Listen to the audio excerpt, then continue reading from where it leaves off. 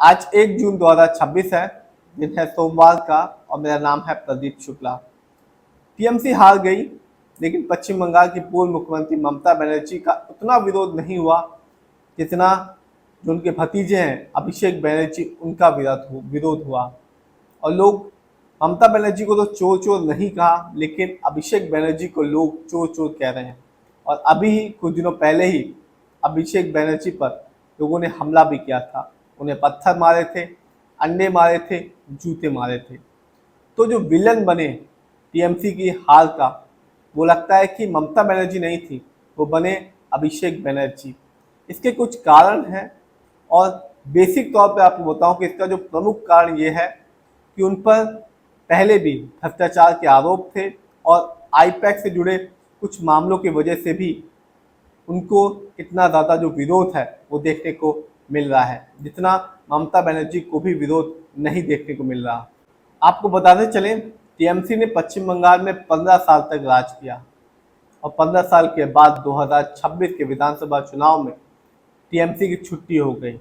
सिर्फ 80 विधायक ही टीएमसी के जीत पाए और बीजेपी ने प्रचंड जीत हासिल की। 208 विधायक बीजेपी के जीते और सत्ता स्थापित कर दी। इसके पीछे कुछ बहुत बड़े कारण थे जिसकी वजह से बीजेपी ने इतनी बड़ी जो विजय है वो हासिल की। और इसके बाद टीएमसी पूरी तरह से बिखर गई, पार्टी में लड़ाइयाँ शुरू हो गई और बहुत ही बड़े बड़े जो सीनियर लीडर्स थे उन्होंने भी इस्तीफा दे दिया और जो कैडेट है टीएमसी का वो भी बिखर गया है और जो ग्राउंड लेवल पे जो कार्यकर्ता हैं वो भी कम होते दिखाई दे रहे हैं। टीएमसी की इस करारी हार का और टीएमसी की जो अभी स्थिति है जहाँ पर लोग इस्तीफा दे रहे हैं, पार्टी छोड़ के जा रहे हैं, इस पर कोई भी ब्लेम नहीं करता ममता बनर्जी को। जो सारा दोष लगाया जा रहा है वो सिर्फ और सिर्फ जो टीएमसी के सांसद हैं अभिषेक बनर्जी पर ही लगाया जा रहा है।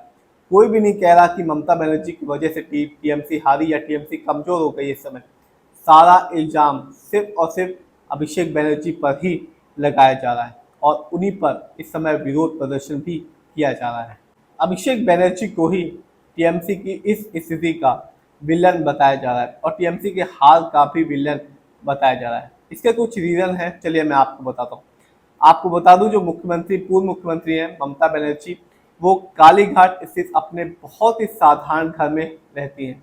इसके विपरीत जो उनके भतीजे हैं अभिषेक बनर्जी, उनका घर शांति निकेतन बहुत ही आलीशान है और वो बहुत ही आरामदेह ठाट बाट के साथ उस घर में रहते हैं।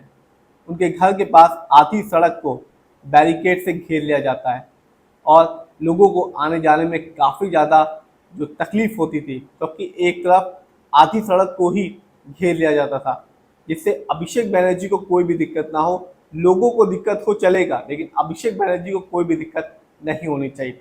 और जब भी उनका काफिला पश्चिम बंगाल में कहीं जाता था या गुजरता था तो पूरे रास्ते को बंद कर दिया जाता था, जिससे लोगों को काफ़ी ज़्यादा तकलीफ देखने को मिलती थी, जिसे लोग टीएमसी के अहंकार और शक्ति प्रदर्शन के तौर पे भी इस समय देख रहे हैं।